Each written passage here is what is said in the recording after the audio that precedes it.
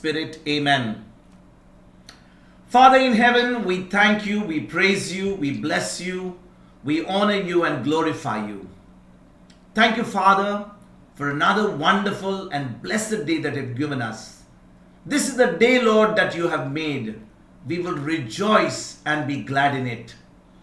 Today, Father, we thank you once again for uniting us as one family in this body of Christ. Though we are in different parts of the world, though we are in different time zones, Lord, it is through your Spirit that we are gathered together, one with the Holy Spirit, to listen to your word, to glorify your name, to magnify your name, and most important, Lord, to be taught and to make understood the scriptures to each one of us. Today, once again, Spirit of God, as you teach us the word, prepare the soil of our hearts to be good soil. As we listen to this word, let this word germinate on the soil of our hearts with understanding, so that we, each one of us, can bear the fruit of your kingdom in our day-to-day lives. As I share the word, Holy Spirit, take complete control of all my faculties, my heart, my mind, my lips, my tongue, my vocal cords, nothing of me, everything of you. And Lord, as you teach us the word, make this teaching simple, make it practical for us to apply in our day-to-day life, make it easy to understand, so that applying all these truths every single moment, we can live the victorious life that Jesus has won for us. We thank you and we praise you, Lord, for manifesting your glory through this covenant that you have made with us through the blood of your Son Jesus every day of our life. We praise you and thank you, Father. In Jesus' name we pray. Amen. So my brothers and sisters, a warm welcome to each one of you.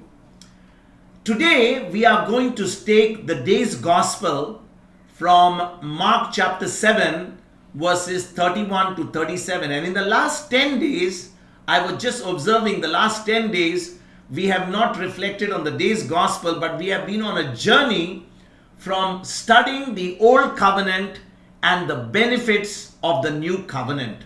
And you know, my brothers and sisters, one of the most beautiful things that we have seen in the last 10 days is each one of us who believe in Jesus can now relate to God as sons and daughters, as those who can enter into the very presence of God, into the very throne room of God, the presence of the throne of grace and mercy. And brothers and sisters, if ever we have not understood the new covenant, we are still coming to the Lord, begging Him, not realizing who we are in Christ, then we need to go back to those 10 talks which we'll put together and understand as what inheritance we have now in Christ Jesus, when we understand how God relates to us in the new covenant. You know, my brothers and sisters, please understand one thing. If you are a child of your parents, would you need permission to ever enter the kitchen, or to ever enter the dining room, or ever to enter into the bedroom of your parents? You would never need permission, because you are a son, you are a daughter, you belong to that family. You have access to every room, every corner, every place in the house, because you belong to that family, you belong to that household, you belong to your parents, you belong to that family. In the same way, my brothers and sisters, when you and I understand to whom we belong, that heaven is our eternal home, we are sons and daughters of the Creator of heaven and earth through the new covenant, we will never ever have any shyness or fear or any reservations. We will not even come as beggars to the Lord, but we will come with that boldness in the presence of God, because now we know to whom we belong, we know our identity in Christ, and we can enter the very presence of God, and when in His presence, we can receive His mercy and His grace when we need it most. And you know, my brothers and sisters, today as we reflect on the day's gospel from Mark chapter 7, verses 31 to 37, we are going to apply all that we learned in the last 10 days regarding what our birthright is, because when we believe that we belong to the Lord, we believe in the Lord Jesus Christ, miracles, healings, prosperity, all the good things that God has prepared for us becomes commonplace. It's not something that we should get excited about. There is nothing that the Lord cannot give us, or there's nothing that the Lord has not done for us when we understand our inheritance in Christ Jesus. So let's begin today's gospel. It is taken from Mark chapter 7 verses 31 to 37. So let's start the reading today. Mark chapter 7 verse number 31. Then he returned from the region of Tyre and went by way of Sidon towards the Sea of Galilee, in the region of the Decapolis. The word of God tells us that Jesus returned from the region of Tyre and went by the way of Sidon towards the Sea of Galilee in the region of the Decapolis. Now, you know, my brothers and sisters, every incident generally is repeated in all synoptic gospels. So this incident is also written by Matthew in Matthew chapter 15 verses 29 to 31. Now, you must understand, in the last few days we have not gone through the daily gospel, but we did reflect on Mark chapter 5 before we were going on this special teaching in the last 10 days. And in Mark chapter 5, Jesus had healed a man possessed by demonic spirits, who had been, was in the across the sea, and Jesus had actually gone and set this man free in Mark chapter 5 verse number 20. I want to show you what happened when Jesus took the boat with his disciples and went across to the other side. This man who was a demoniac, Jesus had set him free of his demons, had cast those demons into swine, into pigs, and all the pigs had gone and got themselves drowned in the river. And when the man got set free, this man had gone and proclaimed the good news of Jesus, his testimony, in the Decapolis. I want to take you to Mark chapter 5 verse number 20. And he went away and began to proclaim in the Decapolis how much Jesus had done for him, and everyone was amazed. So this demoniac had been set free from demons. You know, my brothers and sisters, imagine there was something like about 2,000 demons that were possessed inside this man. And when Jesus set him free, those 2,000 demons went into the pigs, and 2,000 pigs went into the pool, it went into the river, went into the lake, whatever was there, and they all got drowned. And you know, my brothers and sisters, when this man got delivered from demons, he went into the Decapolis and he began to proclaim what Jesus had done for him. You know, because of the testimony of this demoniac who had been set free, people now began to be amazed, because they had seen this man, they had seen what a person he was, how he had to be tied with chains, and what a terrible life he was living, that even when chains were tied to him, he would break the chains because he was just uncontrollable. But the moment he was delivered, this very man went out and began to share his testimony in the 10 cities, in the 10 towns. That is why it is called as the Decapolis. And people were amazed by the testimony of this man. You know, my brothers and sisters, now that the people had heard about the testimony of this man who was set free from demoniac, it was a great opportunity for these people now to see the very person who had set this demoniac free. They had heard from the demoniac what Jesus had done to him, but now it was Jesus himself, the healer, who was now going to have an interaction. He was now going to meet the very people in the 10 cities. And they had heard about him, they had heard about Jesus through this man, but they had never had an opportunity to meet Jesus. And what an opportunity it was. What an opportunity for those people in the 10 towns in the Decapolis to meet the Messiah who had set this demoniac free, this demoniac who had now shared his testimony to the people, and they had all been amazed of what Jesus had done for him. Verse number 32. They brought to him a deaf man who had an impediment in his speech, and they begged him to lay his hand on him. You know, my brothers and sisters, this particular man who was deaf and dumb did not come to Jesus on his own. How could he come to Jesus? He was deaf. He was dumb. He could not have been able to speak. He would not able to hear. So even though that demoniac who had been healed was sharing all his testimony, it was impossible for this man to know the person of Jesus. He would never know what had happened to the demoniac because he was deaf, he was dumb. And you know, my brothers and sisters, since this man was deaf and dumb, he would not have had an opportunity to even interact with this healed demoniac who had been set free. And so, even what the people were saying, it was difficult for him to understand.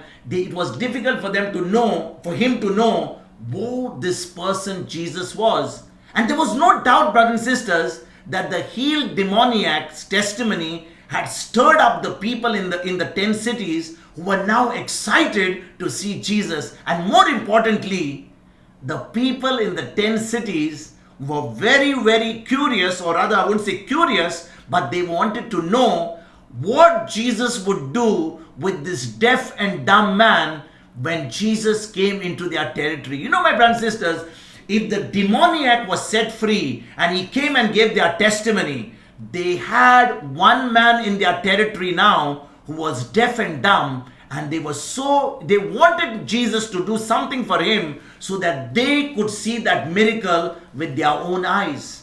You know, my brothers and sisters, we hear so many testimonies of people today. Somebody says, you know, I have a testimony of how my child received a child after so many years. Somebody will share a testimony of how the doctors had given them, absolutely a hopeless case of cancer, and how God has completely healed them. We have people in this class who have all given their testimony of how God has set them free from cancer or 4th stage cancer. We have got Brother Eric in this class. So all these testimonies that one begins to hear only excites us, only strengthens our faith. And so, brothers and sisters, when these people had heard from the demoniac that Jesus had set him free, now that they had a live example of somebody who was deaf and dumb, they were excited to bring him to Jesus. So what did they do? The man surely would have had faith. Please understand. You know, my brothers and sisters, we must understand that although this man was brought by the people to Jesus, it doesn't mean that this man did not have faith. He surely had faith. It rather means he had help from other people who had faith and who had great expectations from Jesus. Please understand, my brothers and sisters, many a times there are people today who are going through some very, very difficult situations in their life. They may never have heard of Jesus. They may never have heard the good news. But you and I, who have experienced the good news of Jesus, are called to reach out to such people, reach out to them and tell them there is a God who is alive. There is a God who has taken all our sicknesses. There is a God who has taken all our infirmities. And if you can only believe in this God, if you can only believe this Lord Jesus Christ, your sickness, for whatever sickness you have, you can receive your healing, you can receive your miracle. So, brothers and sisters, it was the faith of these people which had grown because of the testimony of this demoniac, that they now bring this deaf and dumb man to Jesus. It was exactly like the faith of the people who had brought that paralytic. Remember in the story of the paralytic, Jesus was preaching in a house and the crowds were so full that a few people picked up a paralytic from his home. But because of the crowd, they couldn't get Jesus. They couldn't get the paralytic to Jesus. So what did they do? They made a hole in the roof of the house and they lowered the paralytic right in the middle. And their faith was the one that helped this paralytic to receive his healing. Again, my brothers and sisters, this deaf and dumb man would have had to have some faith, because if he did not have faith, he would never ever be able to receive his healing. Please understand, faith is one of the requirements. It's an ingredient. Just like salt is required in every food in order to give it taste, faith is the major ingredient which is required to receive a miracle from God, in order to receive anything from God. That's why in Hebrews chapter 11 verse number 6, in Hebrews chapter 11 verse number 6, it says, it is impossible to please God without faith. It is not difficult. It is not hard. It is impossible to please God without faith. And therefore, brothers and sisters, only if we have faith. And what is faith? Faith is knowing that God is faithful to his word. Faith is what the word of God says. I don't believe my circumstances. I don't believe my situation. I don't believe what the doctor says. I don't believe any other report except the word of God, except the promise of God. And if a person is sick, if a person is unwell, even if the person has got a hopeless report, but because he knows the word of God which says, by his stripes we have been healed. He carried all our infirmities. He bore all our diseases. When we believe that promise, now we are refusing to accept the facts and we believe the truth, and that is how we receive healing in our body. So this man who was deaf and dumb, in order to be brought to Jesus, in order to allow himself to be brought to Jesus, it required faith from his part. I want to take you, my brothers and sisters, to show you how the lack of faith even stopped Jesus from producing any healing and producing any miracle. I want to take you to the Gospel of Mark, again the previous chapter which we were not able to do in detail. Mark chapter 6 verse number 5. Jesus has gone to his hometown in Nazareth, and when he goes to his hometown of Nazareth, the people there begin to ridicule him. He said, isn't this the carpenter's son? Isn't this Joseph and Mary's son? What good can come from the house of Joseph and Mary? I mean, who is this guy? I mean, what sort of miracles is he doing? And you know, my brothers and sisters, this is exactly what we read in Mark chapter 6, verse number 5. Let us read that. And he could do no deed of power there, except that he laid his hands on a few sick people and cured them. The word of God says in Mark chapter 6, verse 5, he could do no deeds of power there. You know, my friends, please listen to this. This verse doesn't say he wouldn't do many miracles or he wouldn't do deeds of power. It says he could not do any deeds of power. There is a difference whether he could do and whether he could not do. Why? This was because, brothers and sisters, of the lack or deficiency in the faith of these people. There was no lack or deficiency on Jesus' part. And it highlights the fact that those receiving miracles must have faith. Remember, my brothers and sisters, the criteria, the most important criteria to receive anything from God is faith with zero unbelief. I want to take you to another scripture in Matthew chapter 13.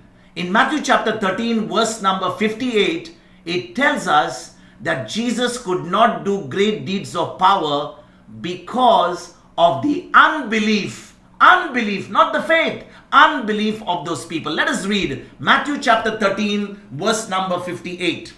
And he did not do many deeds of power there because of their unbelief. So, brothers and sisters, because of their unbelief, those people, they did not receive their healing. Their unbelief stopped the sinless, limitless God of heaven and earth from doing what he desired to do. Can you imagine, my brothers and sisters? Many times we think, why is God brought this pandemic? Why is this sickness come in my life? Why this? Why that? But you know, my brothers and sisters, our unbelief can stop God from manifesting the desired glory of His in our life. If that was a limitation to Jesus, then certainly we cannot ignore the faith of the people we must minister to. Please understand, my brothers and sisters, many times we are praying for people. Many times those who are sick will say, please pray for me. But if they do not have the faith, they do not have the understanding, even if you pray for them, do you think that they will receive healing?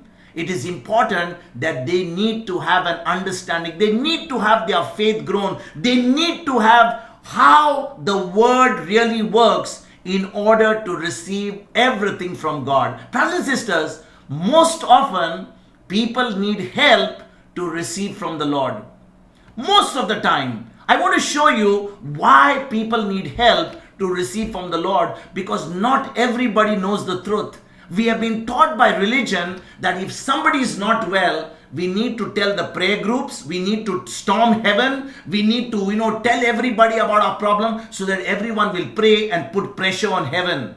It doesn't work that way. We don't need to storm heaven. There is nothing called as storming the heaven. There is no such thing as putting a lot of pressure on God. God has finished doing everything that He ever had to do through Jesus on the cross. Brothers and sisters, please understand this. We belong to the new covenant. We are sons and daughters.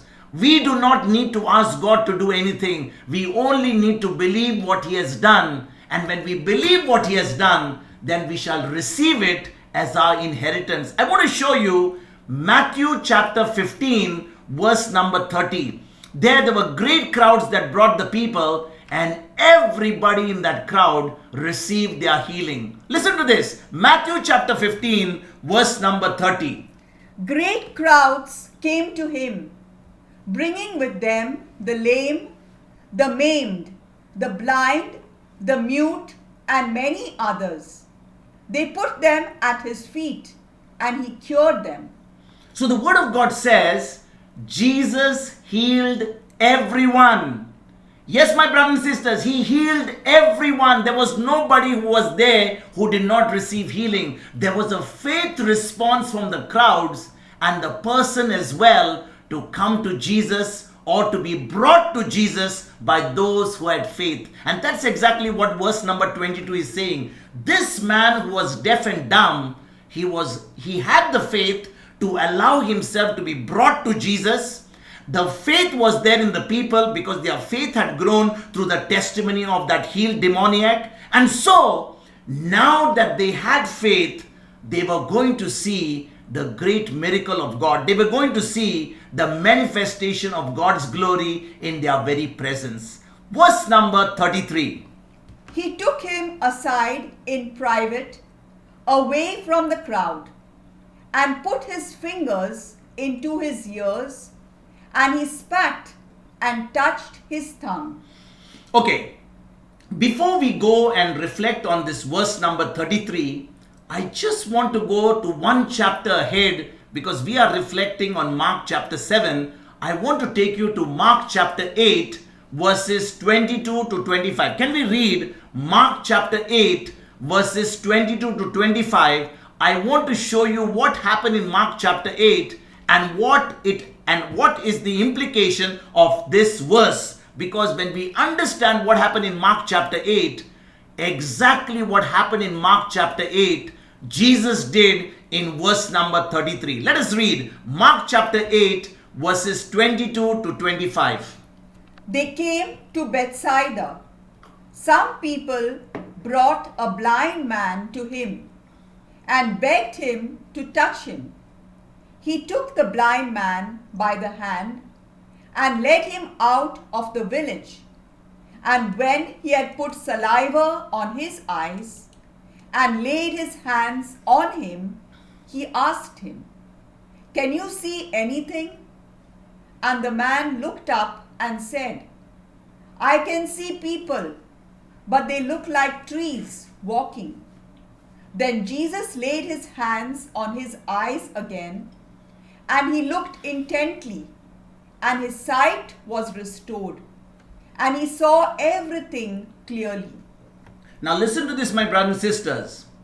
The word of God tells us in verse number 23 of Mark chapter 8 that Jesus took the blind man by his hand and led him out of the village. Sometimes we read this verse and we don't realize what the connection is. You know, my brothers and sisters, as much as there was faith in many people to receive healing, it is clear that the reason Jesus took the blind man by the hand was to get him away from the unbelief of the people in that town that could have stopped the manifestation of the healing of this man. Please understand.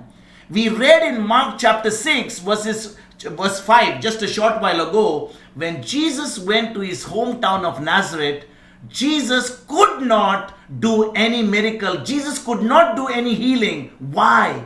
Because of the unbelief of those people. Instead of looking at Jesus the Messiah, instead of looking at Jesus the healer, instead of looking at Jesus the miracle worker, they were looking at Jesus the son of Mary, the son of Joseph. They were looking at a carpenter in front of them. They couldn't see God Almighty in a human body in front of them. And many a times, brothers and sisters, you and I can also be affected by this, by our unbelief. Sometimes the doctor's report, sometimes our situation becomes so big for us, we have glorified it so much that we forget that this God of heaven and earth, through his son Jesus, has done everything for us. And it takes faith and zero unbelief for us to receive everything that Jesus has done for us. You know, my brothers and sisters, it is for the same reason, listen to this, it is for the same reason Jesus took this man aside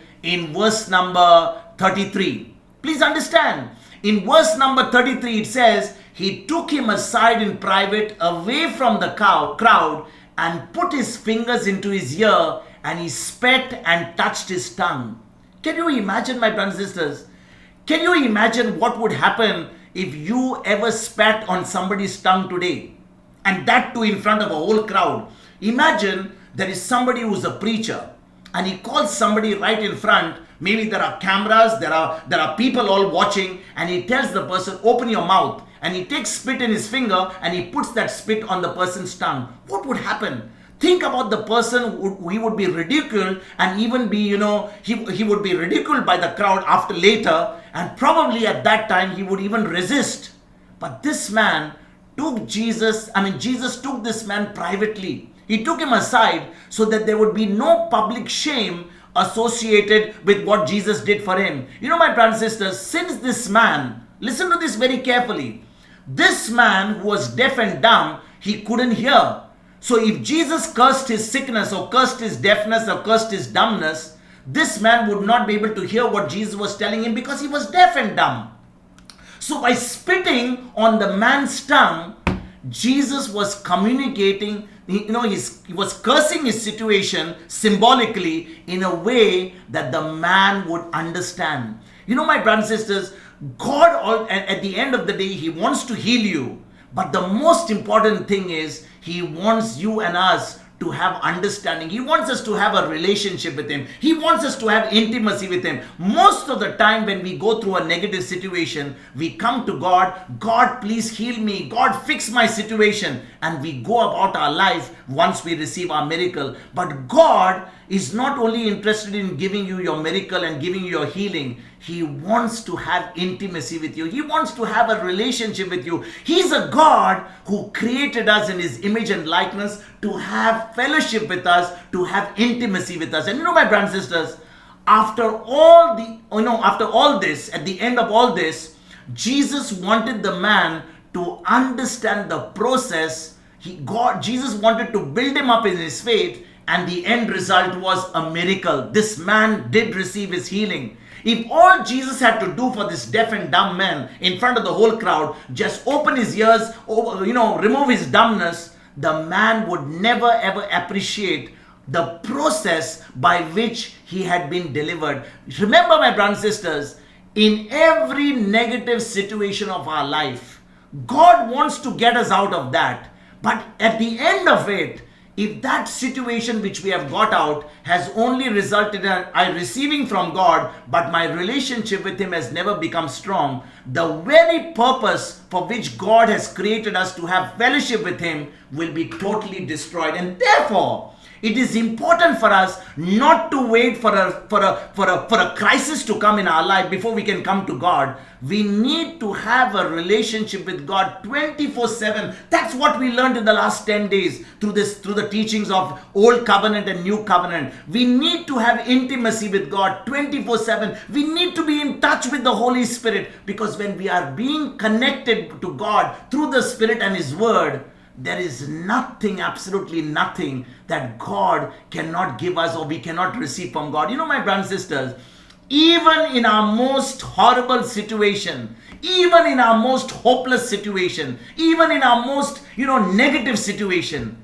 remember, God is always there for us. He's never going to leave us, never going to forsake us. But at the end of it, He wants through that negative situation to break our relationship with Him stronger than ever before. He wants us to have intimacy with Him, and He wants us to experience that very eternal life right here on earth, starting right now, today, through His Word and through the presence of the Holy Spirit. Let's go to Mark chapter 7, verse number 34. Then looking up to heaven, He sighed and said to him, Ephphatha, that is, be opened. What did Jesus do? As soon as He sees the man, He puts, there were a lot of things that happened. Please understand, a lot of things happened before Jesus opened His mouth and said just one word. What did He say? Ephphatha, which means open up. That's what the verse 34 says. But there were few things that Jesus did before He opened His mouth. So what are the things He did? He took the man away from the unbelieving crowd. Remember, my brothers and sisters, if Jesus had to keep that man among unbelievers, there were people there in that crowd who were unbelievers, it could have stopped the miracle of this man. So Jesus took him away from the unbelieving crowd. The second thing, He showed him by sight that his sickness was cursed by spitting and applying the spittle on his tongue. Jesus wanted to speak words to him, cursing his sickness, but the man was deaf. So what does Jesus do? He shows him by action, by taking out the spit from his mouth and putting it on the man's tongue, but not in front of the crowd, away from the crowd. What is the third thing He does? He prevented the man from being ridiculed by the crowd with the spittle, which He allowed Jesus to touch his tongue. Imagine when Jesus told him to open his mouth. Jesus must have said, open your mouth. And the man must have opened his mouth. And the next thing, Jesus takes spit from his mouth and puts it on the man's tongue. It required faith of this man to allow Jesus to put His own spit on his tongue. What is the fourth thing that He did? This man allowed the spittle to be put on his tongue, indicating that he had faith in what Jesus was doing for him. My brothers and sisters, if the man of God, or if Jesus had to tell the person some very simple thing to do, and that person did not cooperate, it only showed the person was resisting. The person was not cooperating. The person did not have faith in Jesus. And that is why whenever small instructions are given, whenever instructions are given by the Holy Spirit to us, if we follow those instructions, be sure your miracle is round the corner. What is the fifth thing that happened? The man, after he had gone through this whole exercise away from the crowd, he was now ready to receive his miracle as he had cooperated with Jesus by faith. My friends and sisters, Jesus wanted the man's faith to grow up. So He takes him away from the crowd, away from the unbelieving crowd. He does all these things by putting the spittle. He doesn't embarrass him in front of the whole crowd so that he will be ridiculed later. He prepares him by faith so that now he is ready to receive his miracle. And after he does all that, that's the time Jesus opens his mouth and speaks one word. Just one word, my brothers and sisters, and that word means open up. And when the Word of God tells us, when He looked up to heaven, He sighed. He groaned. My brothers and sisters, Jesus groaned in the Spirit before He said to this man, Ephphatha, open up. And I want to dwell on just this one word of groaning in the spirit. You know, my brothers and sisters, please understand. We are reading today's gospel. We are reading that Jesus spoke just one word, Ephphatha. But before he said the word Ephphatha, if you read this verse 34 again, it says, then looking up to heaven, he sighed. He sighed. You know, my brothers, this word sigh, Saint Paul has given it a very beautiful explanation in Romans chapter 8, verse number 26. I want to show you what Jesus did when he sighed, and what is the meaning of sighing, and what is the meaning of groaning in the spirit, which mean the same thing. Let's go to Romans chapter 8, verse number 26. Likewise, the Spirit helps us in our weakness, for we do not know how to pray as we ought. But that very Spirit intercedes with sighs too deep for words. You know, my brothers and sisters, this has been a very encouraging scripture for countless believers today. In the new covenant, this particular scripture, Romans chapter 8 verse 26, has been an awesome, encouraging scripture. And that's why I want to take a little bit of time to explain it to you. You know, my brothers and sisters, it is certain that none of us knows exactly how to pray in every situation. That's true. Because without the presence of the Holy Spirit, we can never know what exactly and how to pray to the Father and how to relate to God without the Holy Spirit. And therefore, brothers and sisters, it is very comforting. Listen to this very carefully. It is very comforting to know that the Holy Spirit is there to help us. Even when we are praying, it is very comforting to know that the Holy Spirit is in us and He is helping us to do and to communicate with God. You know, my brothers and sisters, the Holy Spirit is our helper. That's why Jesus said, I will send the helper to you when I go back to the Father. I will send the helper to you so that He will remind you everything that I taught you. I will send the helper to you to give you understanding of the scriptures. And you know, my brothers and sisters, the Holy Spirit doesn't do the interceding for us, but He does the interceding through us. That's a big difference. Many people think that the Holy Spirit will intercede for us. He doesn't intercede for us. He intercedes through us, which means we need to cooperate with the Holy Spirit. And you know, my brothers and sisters, even Jesus, the Son of God, when He was on this earth, had to draw in his ministry everything from the Holy Spirit. Please understand, Jesus is the Son of God, but without the Holy Spirit, Jesus could not do any work. That is why on the day of His baptism, the Spirit came down like a dove, and that's the time Jesus' ministry began. After He went to the desert for 40 days and fasting, He was empowered by the Holy Spirit. You know, in John chapter 11, I believe, in John chapter 11, Jesus had groaned in the spirit twice. I believe in verse 33 and then again in verse number 38 or so. Jesus groaned in the spirit twice when He raised Lazarus from the dead. You know, Lazarus had died. He was the brother of Mary and Martha, and he was a very close friend of the family, but Lazarus had died. And you know, my brothers and sisters, Jesus groaned in the spirit twice when He raised Lazarus from the dead. I want to just show you John chapter 11. Please check that again. John chapter 11 verses 33 to 38, which tell us how Jesus groaned in the spirit before He raised Lazarus from the dead. When Jesus saw her weeping, and the Jews who came with her also weeping, He was greatly disturbed in spirit and deeply moved. Verse number 38. 38. Then Jesus, again greatly disturbed, came to the tomb. It was a cave, and a stone was lying against it. So Jesus groaned in the spirit twice before He raised Lazarus from the dead. You know, my brothers and sisters, what do you think would be a deficiency that Jesus would have? What deficiency was there? What lack was there in Jesus that He did not need the ministry of the Holy Spirit? Jesus had no sin with Him. But he had something called as natural unbelief. And what is that natural unbelief? His physical mind. Jesus could see the man deaf and dumb. Please understand, Jesus was man when he walked on this earth. He was God Almighty, but he was still 100% man. And the part that really challenged him was his natural unbelief, his physical mind.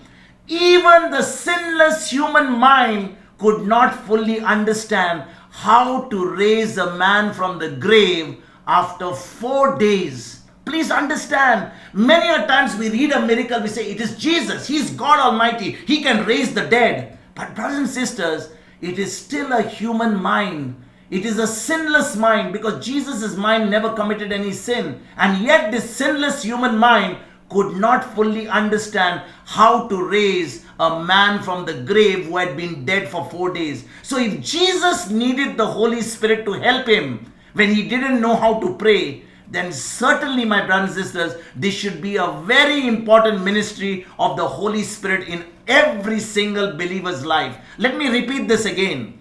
If Jesus, the Son of God, Jesus, the Son of Man, when he walked on this earth, needed the Holy Spirit to help him when he didn't know how to pray, when he didn't know how to communicate with his Father, he needed the Holy Spirit.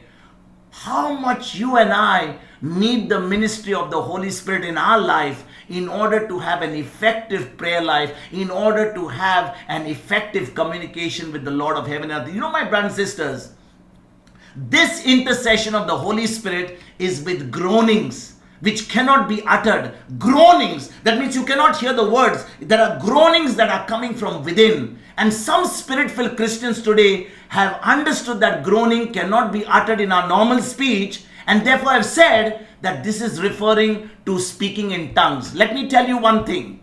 This groaning in the spirit and also gift of tongues are two different things. This verse is referring to intercession that is different from speaking in tongues. So please don't mix up when somebody is speaking in tongues, he is also groaning in the spirit. These are two different things. You know, my brothers and sisters, in John chapter 11, which we just saw, where Jesus raised Lazarus from the dead, Jesus groaned in the spirit twice.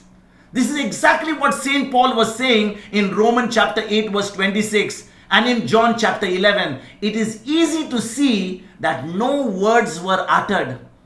It is exactly, my brothers and sisters, what scripture states about groaning in the spirit. Please understand, groaning in the spirit is what the Holy Spirit within us, in our spirit, is allowing us to, speak words, to groan with anger over the situation of what Satan has done. I want to just go a little bit deeper on this.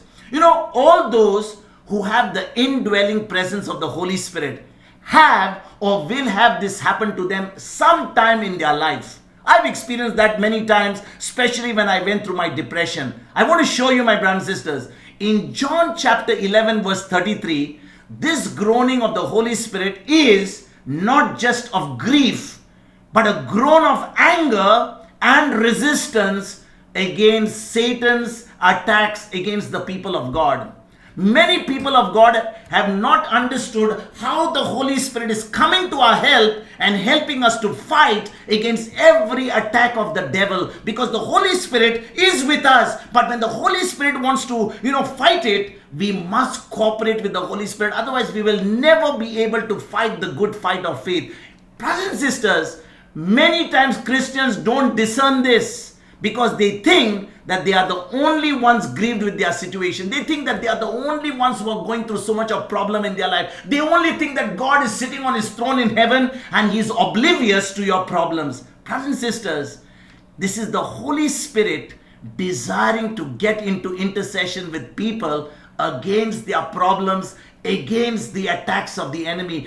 God is for us. And the St. Paul says, if God is for us, who or what can be against us? The Holy Spirit wants us to cooperate with him through his word and fight that enemy, fight the thought, fight everything that the enemy has brought against us. And although, listen to this, although the groaning is unutterable, you cannot utter it, it can be discerned, and many times people react to this with audible groans or other outward acts. Sometimes you can be so angry because the Holy Spirit in you is giving you that anger from within. There is nothing wrong, my brothers and sisters, with people reacting to the inner working of the Holy Spirit. Please understand, when people are angry against the sickness or angry against all the works of the devil, there is nothing wrong with it. The only thing we must be careful is not to confuse our reaction with the Holy Spirit's action.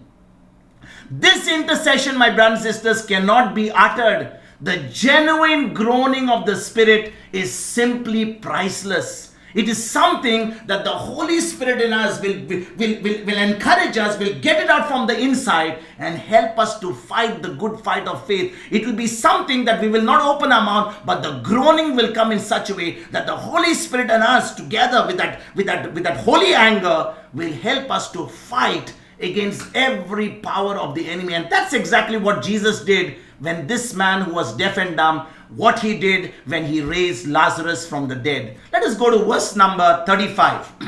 And immediately his ears were opened, his tongue was released, and he spoke plainly. My brothers and sisters, there are three instances where Jesus healed a person who was deaf and dumb. Matthew chapter 9 verses 32 to 33. Then again in Matthew chapter 12 verse 22, and then Mark chapter 9 verse 25, and then also in Luke chapter 11 verse 14. I'm going to put the scriptures for you. Matthew chapter 9 verses 32 to 33 was the first instant. Then it was in Matthew chapter 12 verse 22, and finally in Mark chapter 9 verse 25. And in all these three occasions, my brothers and sisters, demons were cast out to effect the cure. The person was possessed by demons, which also affected their speaking. It also affected their hearing. And my brothers and sisters, the Greek word desmon, there's a Greek word called desmon, is used for the word released. That's what it says. His tongue was released. And this word desmon, which is used released in this verse, it shows us that there was demonic activity in all the examples, and in this particular place there was also demonic activity in this man. And the moment Jesus released this man from the hold of Satan, from the power of Satan, immediately his tongue loosened up, his ears were opened up, and he was completely healed. Many a times, brothers and sisters, the situation is not a physical situation. Many times people think that anytime somebody has got a sickness in their body, it is a medical condition. It is a physical condition. We have gone in a previous class and seen many a times a physical condition is not only concerning, lack of knowledge. It is a demonic activity. That demon has actually come in and brought sickness in the body. And the moment the demon has been cast, the person's physical sickness is also healed. For example, I know personally a case where a person had a demonic spirit, and the person was suffering from back pain, was suffering from tremendous body pain.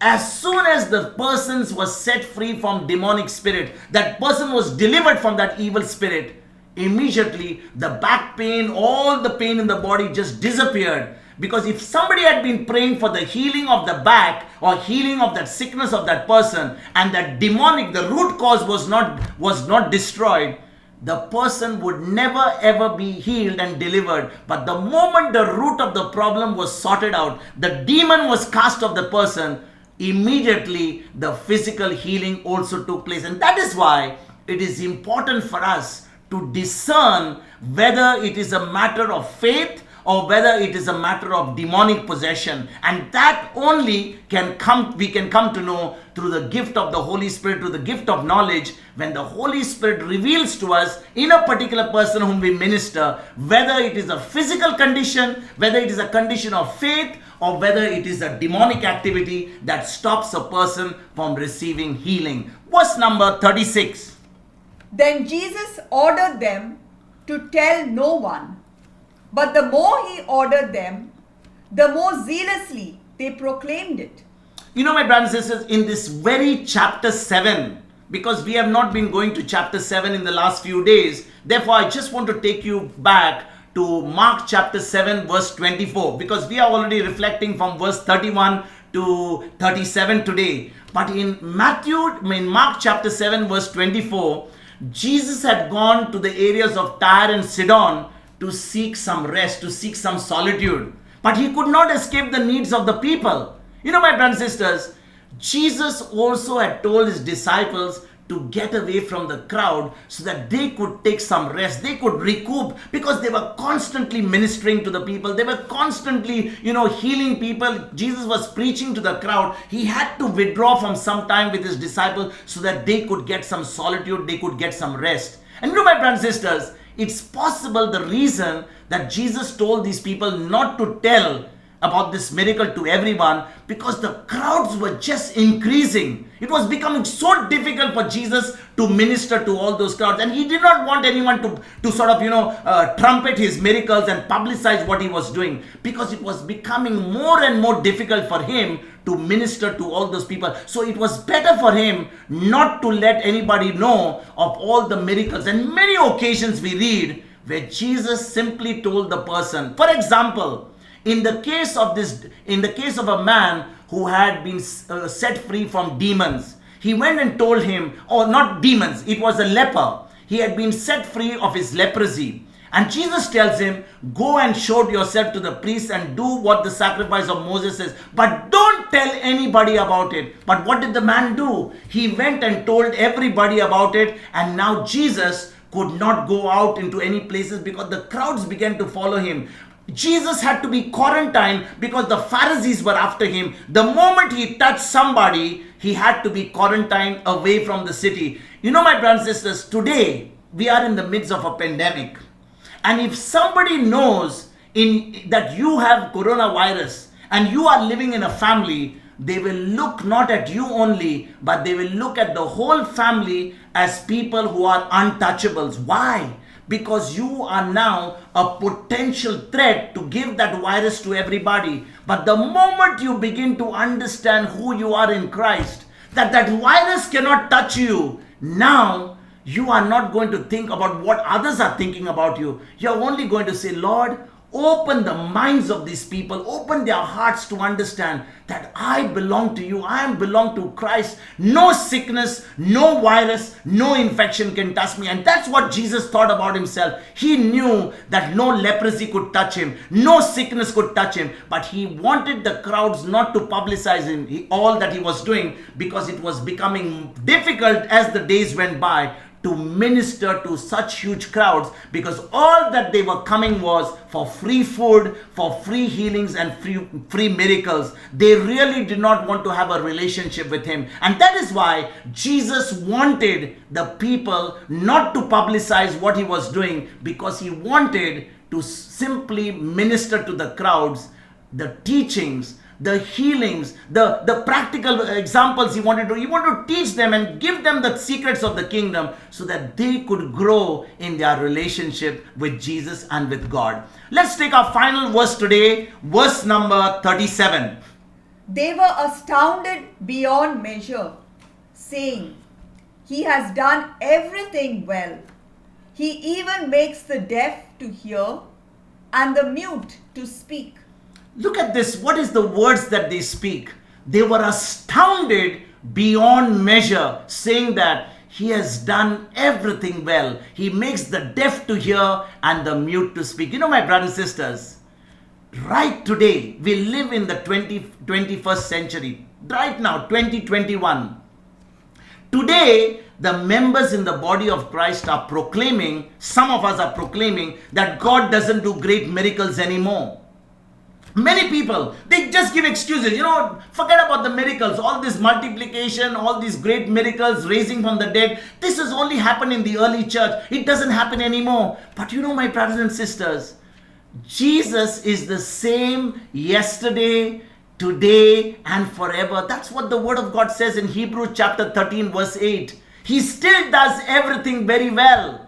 He is not a God who only healed 2,000 years ago. He is not a God who only heals a few people. He heals everybody when we believe His word, when we believe His promises. I want to take you to Acts chapter 10, verse number 38, which tells us that Jesus of Nazareth went about everywhere destroying the work of the devil.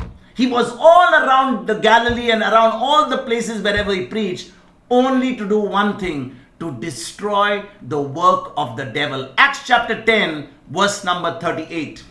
How God anointed Jesus of Nazareth with the Holy Spirit and with power. How He went about doing good and healing all who were oppressed by the devil, for God was with Him.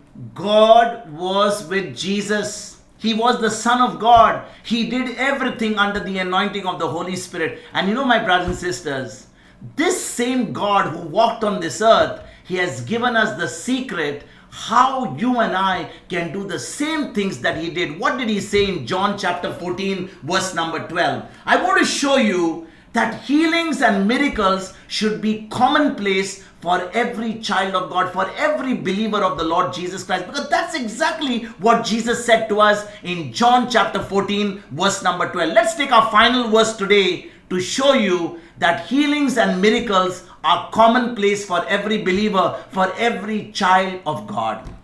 Very truly I tell you, the one who believes in me will also do the works that I do, and in fact will do greater works than these, because I'm going to the Father. There we go. Jesus says, if anyone believes in me, he will do the same works that I did. And what did Jesus do? He healed the sick. He opened the deaf ears. He opened the blind eyes. He raised the dead. He made the lame walk. He cast out demons. You know, my brothers and sisters, if you and I truly believe in Jesus, these things should be commonplace for us, because as believers, this is our inheritance. This is our birthright. This is not something we should not really think that it is something unusual. When we understand to whom we belong, when we understand our identity in Christ, then miracles should be commonplace for every child of God. Amen? Let us pray. Father in heaven, we thank you and we praise you once again for giving us the understanding of your word, helping us to understand that as children of God, as believers of the Lord Jesus Christ, healings, miracles, signs and wonders should be something which is commonplace for us. Lord, we have sometimes, because we are living in the present times, we live among unbelievers, we believe in this world, we have actually got sucked into the culture of death. We have got sucked into the culture of unbelievers, and we act exactly as the world acts. But today, Lord, you have reminded us that when we know who we are, when we understand according to the new covenant that we are sons and daughters, healing, miracles, every good thing from heaven is our birthright, because we have access to the throne of grace. Today, Lord, help us through the promises of God, through the promises of our Lord Jesus Christ, which are always a yes, and a yes, and through the power of the Holy Spirit that is already within us, we can receive the great wonders of God manifested in our life. For all this, Lord, for giving us this hope and giving us the strength to understand all these truths, we thank you and we praise you, Father, in the glorious and matchless name of Jesus. Amen.